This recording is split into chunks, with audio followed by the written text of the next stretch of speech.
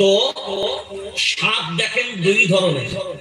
আমরা আমাদের বাংলায় দেখে পানির যে সাপগুলো ঘোড়া সাপ, আর একটা সাপ আমাদের বাংলাতে হয় কালচে টাইপের, ওগুলোকে বলে মিটলি সাপ, পানিতেই থাকে। ও দেখবেন দরে চড়ে বসে নড়তেই পারে না।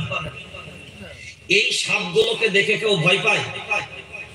জোরে বলেন, কেন বলেন তো? এ তেজও নাই, বিষও নাই।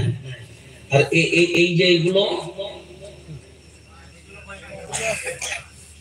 দেখবেন, ওই ঢোড়া সাপগুলো যদি আমাদের বহু যন্ত্রালী ছেলে আছে আমাদের, ওই ঢোড়া সাপ দেখে ওরা ল্যাজ গুলো ধরে হাত দিয়ে ঘোরায়। ছোটবেলায় আমি নিজেও করেছি। কিন্তু এই বিষধর সাপ যেগুলো ফনাওয়ালা, এগুলো যদি সামনে আসে, ওই যন্ত্রালী ছেলেগুলো দেখবেন 10 হাত লাম মারবে, ল্যাজ ধরার সাহস পাবে না। এ ভারতবর্ষের মাটি এমন একটা মাটি, যে সময় মাহমুদুল হাসান দেওবন্দির মতন মানুষ, হুসাইন আহমদ মাদানী রহমাতুল্লাহ আলাইহির মতন মানুষ,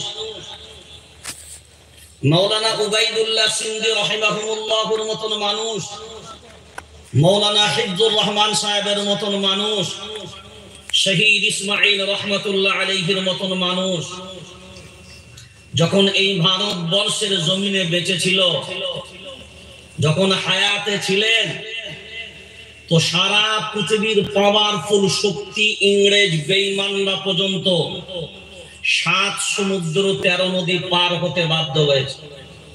কিসের কারণে? এই প্রোডাক্ট গুলোতে বিষও ছিল, ঝাঁঝও ছিল। প্রোডাক্ট গুলোতে বিষও ছিল, ঝাঁঝও ছিল। পৃথিবীর বেঈমানগুলো কাছে ঘেঁষার সাহস পেত। আমরা যারা আমাদের নিজেদের কারণে, আমরা দুর্বল নয়, আমরা সবল।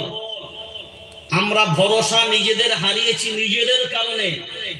যদি ভরসা সঞ্চয় করতে পারি, তো জেনে রেখে দেবেন, সারা পৃথিবীর সব জালিমের থেকে নিঃসন্দেহে ঈমানের শক্তি সব থেকে বড় শক্তি।